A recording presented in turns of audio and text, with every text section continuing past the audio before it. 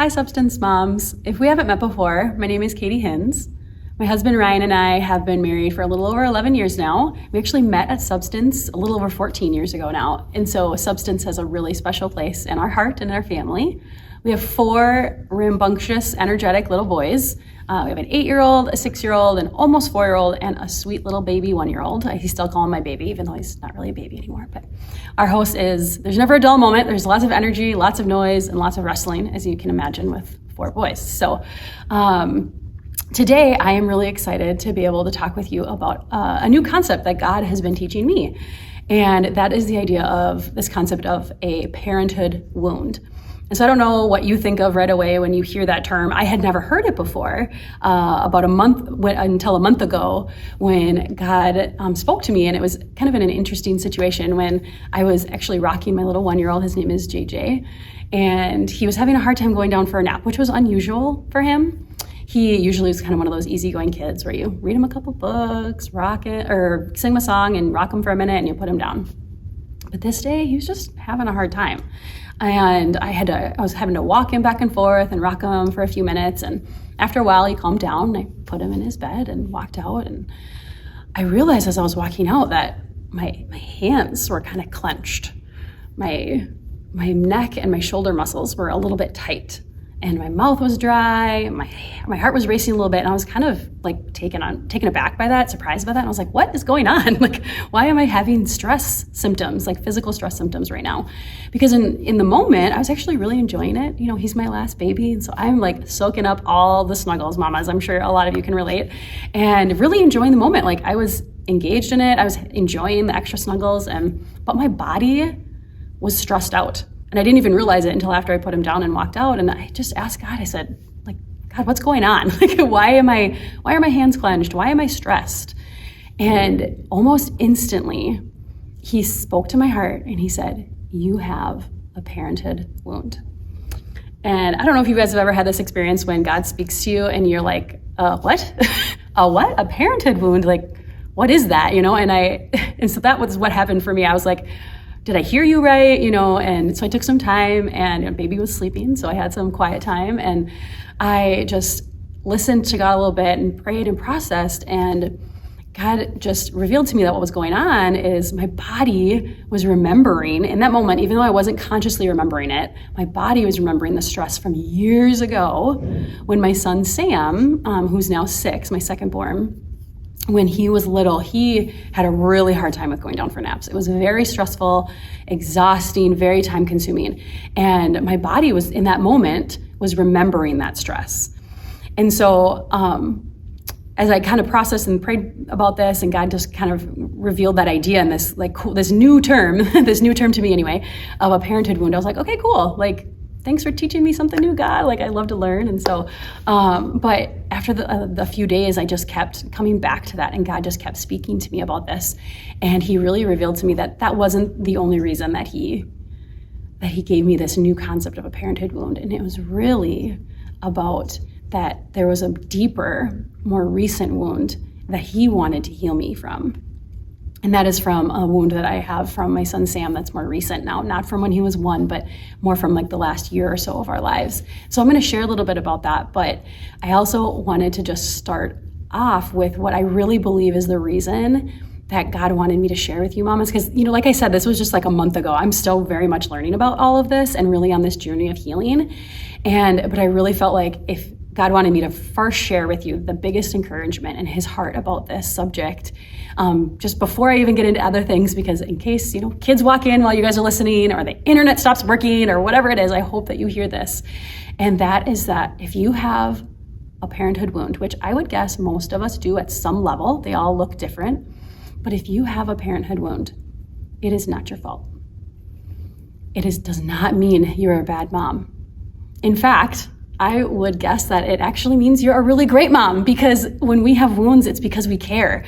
If it was somebody who we didn't really care about that was hurting us, it wouldn't be as deep of an emotional wound, right? And it doesn't mean that your kid is a bad kid or that this is their forever and this is their future. It just means that you have a wound. So just like we wouldn't tell, you know, a star athlete that got a physical wound, like broke their leg or broke their arm, we wouldn't say they're a bad athlete because they have this wound. We'd say they're wounded. they need to get a cast, or they need to go physical therapy, or whatever it is. They need to heal that physical wound.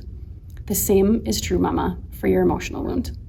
And so I hope that you hear God's heart about that this is not about who you are as a mom, that it's about who God is and how God wants to be your healer in that wound. And so I do want to share a little bit about just our journey as a family and my journey as Sam's mom in the last year or so. That has really been where this wound started for me. And the way it all started, for the most part, like it's been, to be honest, like Sam's life has just been more intense. The way I describe Sam is he's intense. His joy is intense, his happiness, his kindness is intense, but his rage and his anger and his aggression are intense too. And so we just live kind of with Sam at this really high level of intensity. That's just the best word to describe him. But it's really peaked in the last year or so. And we really think what kind of was the catalyst for that was when we moved. In spring of 2021 is when we moved. And, we did all of the quote unquote right things to prepare our kids. I talked with people who have done this with young kids. I read things. We really set our kids up for success for that transition. We commemorated our old house. We took pictures, and we made our new house special and exciting, and just really felt like we did a good job with that transition, to be honest. But it wasn't enough for Sam. And it was the beginning of a very traumatic season, small t trauma, but still very traumatic for Sam. And the way it manifested for him was traumatic for our whole family. And, I could talk for a really long time about all the things that we experienced for the 4 or 5 months following our move. But if I had to summarize it in, a sentence or so, I would say that I lived in what felt, I know it wasn't really, in reality, it wasn't constant, but it felt like constant stress and anxiety and fear of what was going to be the next when was going to be the next meltdown with Sam? What was going to be the next thing that he was going to chuck at my face? What was going to be the next thing that he threw at his brothers? Because with Sam, the way that his meltdowns were happening, what they looked like is he grabs whatever he can. He'd grab this coffee mug, he'd grab the camera in front of me, he would grab whatever he can, a small end table, a book, a toy, whatever was in his reach.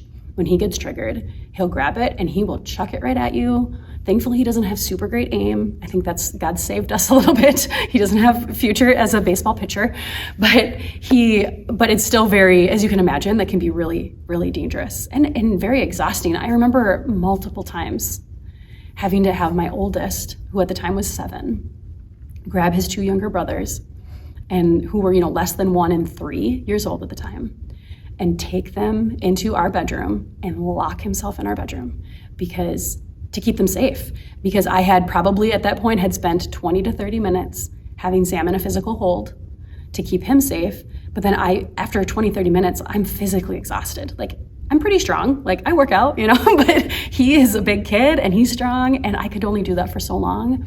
And after 20, 30 minutes, my body was exhausted and I would have to let him go, and then he would be a danger again.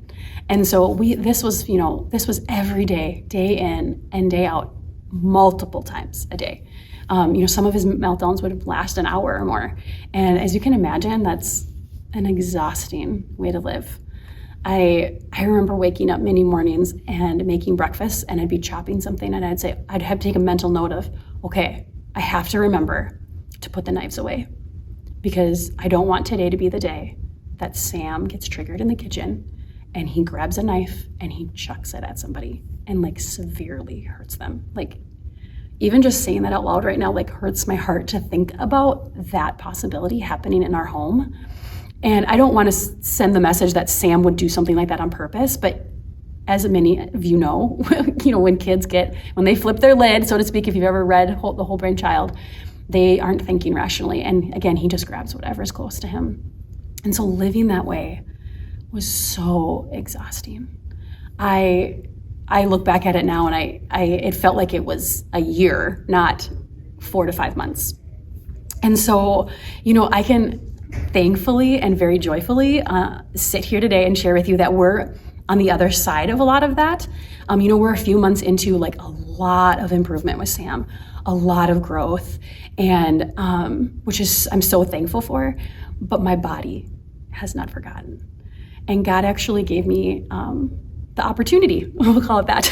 We'll look at the positive side. The opportunity to realize that even though he's been teaching me about how to let him heal me and heal this wound that I have from my son, I'm still not on the other side of that. I'm not completely healed yet. I'm healing the process. I'm on the road. I'm on the journey, but it's not completed yet. And he gave me that opportunity to realize that yesterday morning, actually, like basically 24 hours ago, ladies. And it was an extremely hard morning. But I'll be honest, it was about 30 minutes of a huge meltdown of him throwing all the things, trying to get out the door for school. But it wasn't the hardest meltdown we've ever had. I'll be honest, like I could weather it pretty well. We went through it, we got there, we got him to school. I sadly had to leave him on the sidewalk with some really sweet 5th grade patrol kids who did a really great job supporting him, and a teacher. And I had to leave him like that, which was really hard, leaving him in a huge meltdown and just really crying. And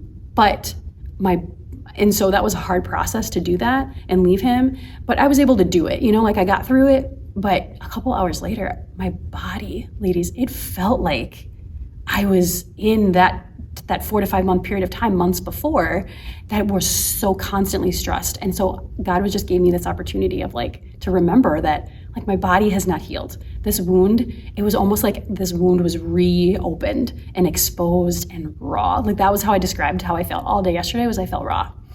And so I actually think God really is using that, because as a result of that, I really felt like God was redirecting the way I was going to end my talk today. And so God just kind of gave me a different way to end. And I was going to end with, in true Katie fashion, those of you who know me, I like to have a 3-point plan or a really cool acronym that's going to help you remember all the things. Well, God had me scrap all that. And so, because here's the deal, we all have a different wound. And so that means we're all going to go down this journey in a different way. But God is not different. God is the same yesterday, today, and tomorrow, and he is our healer in and out of all of that, and he will be a healer for all of us who have experienced this. It's just that journey is going to look different. And so I really felt like God wanted me to encourage you with 2 things. One, I kind of shared at the beginning already, that if you have this wound, mama, it is not your fault. Please hear my heart, hear God's heart. Don't get stuck in the shame and the guilt of what you're going through, because again, it's a wound. It is not about who you are. It's not about who your kid is. It's a wound that God wants to heal, because you're his precious daughter. He loves you and he wants you. He designed you to be healed and whole. And so please don't get stuck in that shame and that guilt. And then second was that I really felt I got stuck on this word the word of invitation, or not stuck on it, but God kept bringing it back to me, and that God wanted to use this message to invite you mamas. He's done it for me already with revealing this idea to me, but that he wanted me to share it, to invite you into the journey, onto the road of healing, because it's cliche to say, but we can't heal unless we admit it first, right? The first step is admitting that you have a problem. Well, it's also the same with emotional wounds and emotional healing. We have to admit that we have a wound. And I think this is where I got stuck for a long time, because I think as moms, and even more so as Christian moms, we want to extend the same, if not more, grace that we know we've already been given, right? And that's true. We certainly want to do that with our kids. But we don't have to discount or ignore or stuff or excuse the things that have hurt us, because we're human. We are not God. We do not have the emotional bandwidth that God does, and we have limitations. God built us with limitations. And so I really believe that God wants to use this message and what you're hearing today to invite you in, to acknowledge that you have a wound, and to invite God to be your healer today. That process will look different for all of us, but we have to take that first step. And so I pray that is encouraging for you mamas today.